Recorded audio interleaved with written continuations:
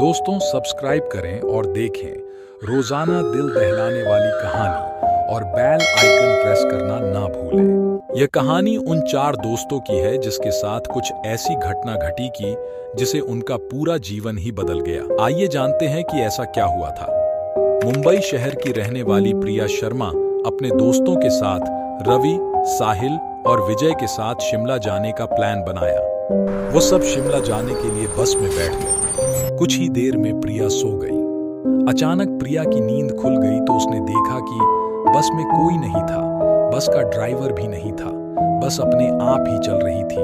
उनके सारे दोस्त भी बस में नहीं थे। यह सब देखकर डर के मारे प्रिया जोर जोर से चिल्लाने लगी। अचानक उसे लगा कि कोई उसके पीछे खड़ा है। जब उसने पीछे मुड़कर देखा तो वहां एक स्त्री बैठी हुई थी। उस स्त्री का चेहरा जला हुआ था।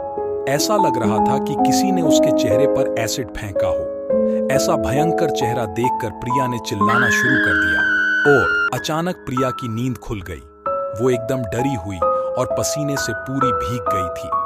पास में बैठे हुए विजय ने पानी की बोतल दी और बोला, शायद तुम्हें कोई सपना देखा होगा। थोड़ी ही देर में सब शिमला पहुंच गए और एक होटल पर रात बिताने के लिए गए। दूसरे दिन वो सब साथ में मिलकर होटल के पास वाले पहाड़ पे घूमने जाने का फैसला किया।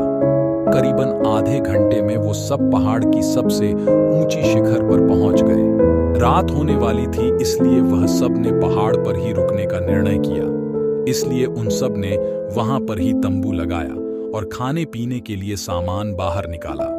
प्रिया की बैग तंबू के बाहर थी, इसलिए वह लेने के लिए बाहर गई तो वहां पर उसे किसी की आवाज सुनाई दी। और जब प्रिया आगे जाकर देखती है तो वह देखती है कि कोई अजीब सा व्यक्ति, जो देखने में इंसान तो नहीं लग रहा था, वह वहां पर काला जादू कर रहा था, जिसे देखकर प्रिया बहुत ही ज्यादा डर जाती है और भागकर अपने दोस्तों के पास चली जाती है और अपने सारे दोस्तों को यह बात बताती है, पर वहां उसकी बात पर कोई भी यकीन नहीं करता। इसके बाद सभी प्रिया के साथ वहां जाते हैं और वह जो देखते हैं उसे देखकर वह बहुत ही ज्यादा डर जाते हैं।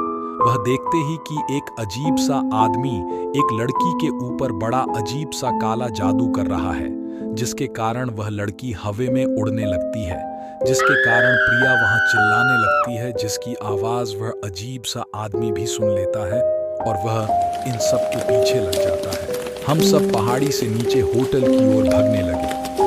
प्रिया और साहिल सबसे आगे थे और विजय और रवि उनके पीछे भाग रहे थे। प्रिया और साहिल होटल तक पहुंच गए, लेकिन रवि और विजय का कोई पता नहीं चल रहा था।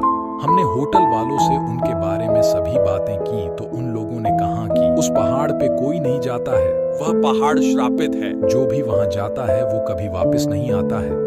आपकी किस्मत अच्छी थी कि आप अभी जिंदा हैं, लेकिन हमारे दोस्त रवि और विजय कभी भी वापस लौट के नहीं आए।